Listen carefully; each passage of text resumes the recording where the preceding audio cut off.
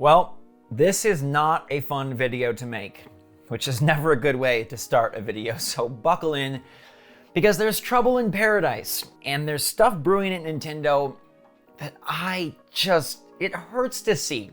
I love Nintendo so much. I have since I was little, and I basically dedicate my adult life to covering Nintendo.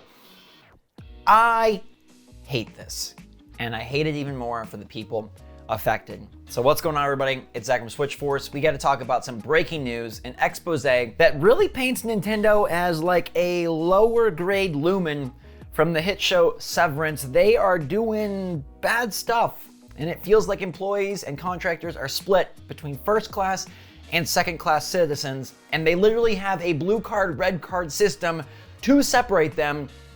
And it's pretty depressing. So I'm gonna fill you all in. Make sure to get your takes and your reactions in the comments down below. Hit that like button if you enjoyed the video. This builds upon earlier rumblings that Nintendo was union busting. But this here is way bigger, and this just dropped. It comes from an IGN interview by Kat Bailey, where she sourced 12 different Nintendo employees, okay?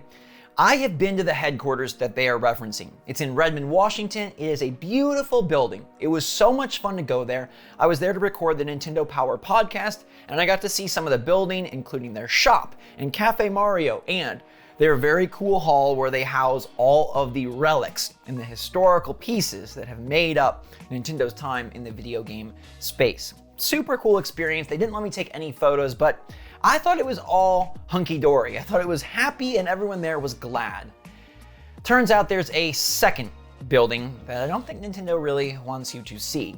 It is across the soccer field, and this is where the contractors work. Now, these contractors, they don't lead as glamorous of a life as those in the big building, the ones with the red cards. They get to play on the soccer field, enjoy lunch at Cafe Mario, high five, and have a good time. Meanwhile, the blue-carded second-class citizens, they are really pushed and treated, I'll say, unfairly. All right, they are monitoring them constantly.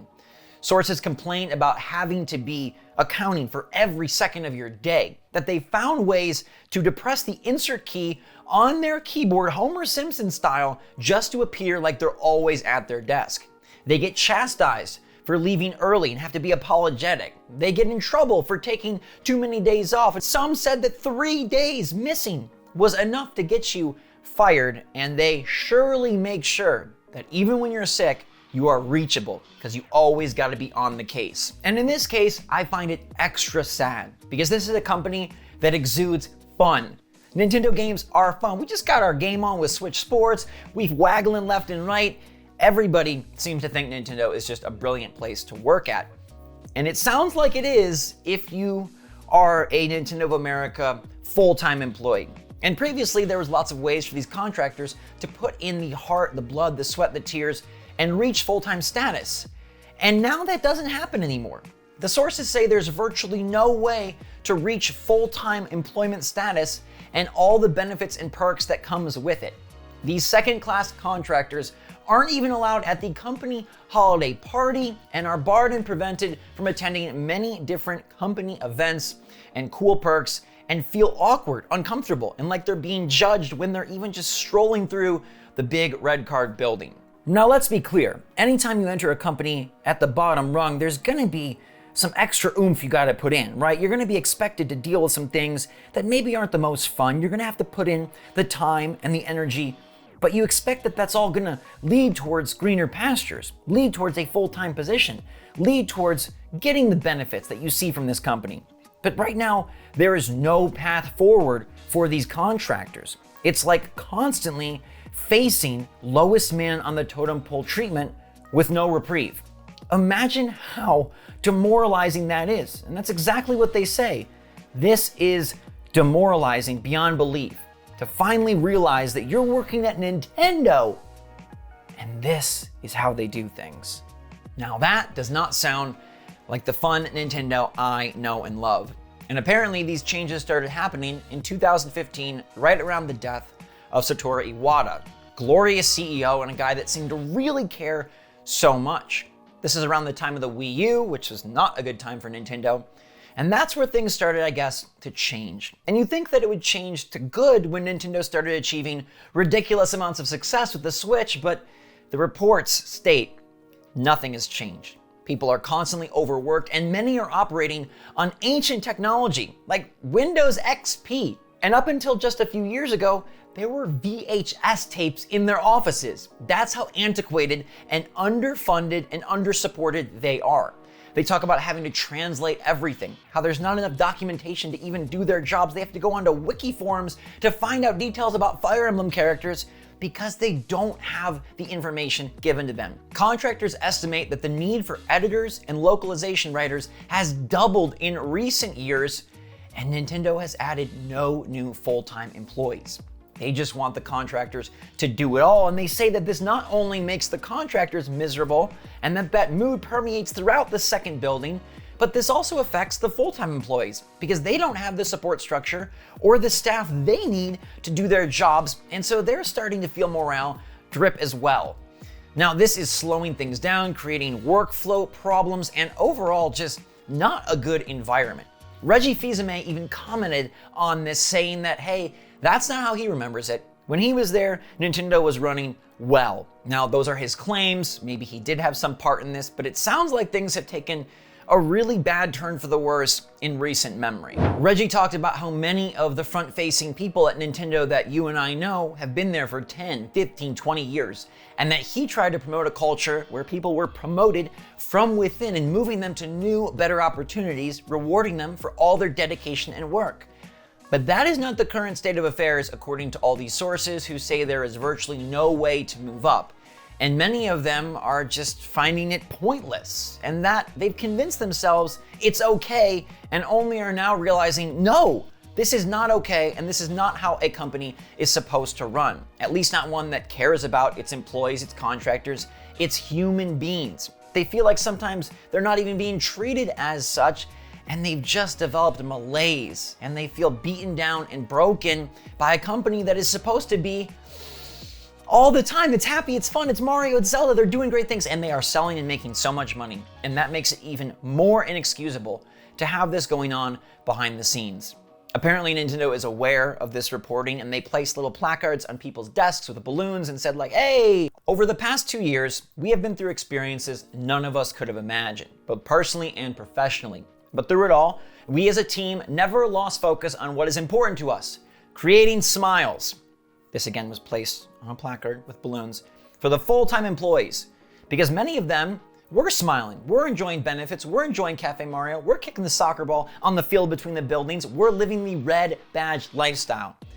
But I don't think the blue badges were feeling many of these smiles. And while the players were experiencing awesome times, while we're loving the Switch, having so much fun with Kirby and the Forgotten Land, Zelda Breath of the Wild, and Super Mario Party, it sounds like a lot of the people who work their butts off behind the scenes to make these smiles possible are being completely overlooked, taken for granted, and treated poorly.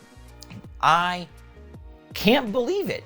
I mean, I guess I can. This is America, and this is how big business runs. We see it time and time again, but I thought Nintendo was better. And I really, really hope they rectify this. I really want to believe that the Nintendo we see on Kirby's Little Dance and Mario's hat flip and Zelda's Master Sword thrust is the company that supports and provides for the people that make all this success and all this fun possible. Because without doing that, it does sort of feel like Lumen from Severance, a company where everything is happy, front-facing. To the outside world, it looks like everything is totally kosher. But within those walls, it's a lot more doom and gloom. Put yourself in their shoes for a minute. Imagine getting a position at Nintendo. You're gonna work for the company you've loved since you were a little kid. You see the big, beautiful building, Cafe Mario, everybody's having fun. It's just the Mushroom Kingdom paradise. You get there and your goal is to work your butt off and make your way into a full-time role, and you know it'll take some grinding and some dedication, but you are committed because you believe in what this company stands for. And then you get there and they make you feel like a replaceable cog in a machine. Every worker is valuable. Every worker has merit, and by golly, every worker deserves not to feel like they need to find a way to depress the insert button so as to appear constantly working since they're being observed like second-class citizens.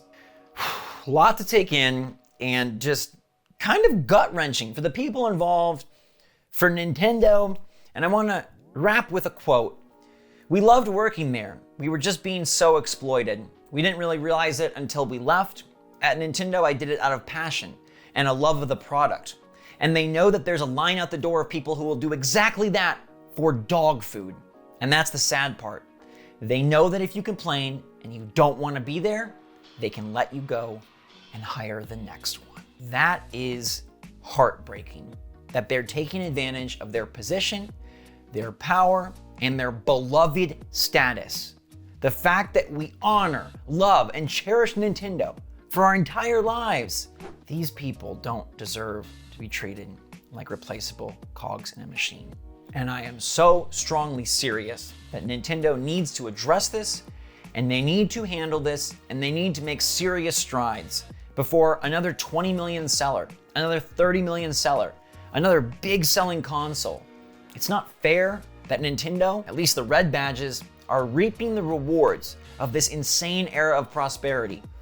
And the blue badges, they're sitting beneath it all, miserable. So there you have it. You're filled in, and now I want you to fill that comment box with what you think and how this has made you feel. Let me know, please. Thank you so much for watching. Tough video to make, but one that was necessary. So thanks again, everybody. Hope you're all having a wonderful day. Make sure to stay safe, stay healthy, stay happy, stay positive out there. Treat the people around you the way you want to be treated. Treat them well, with kindness and care and compassion. It's really not that difficult. Ugh. Till next time, thanks again. SwitchForce out.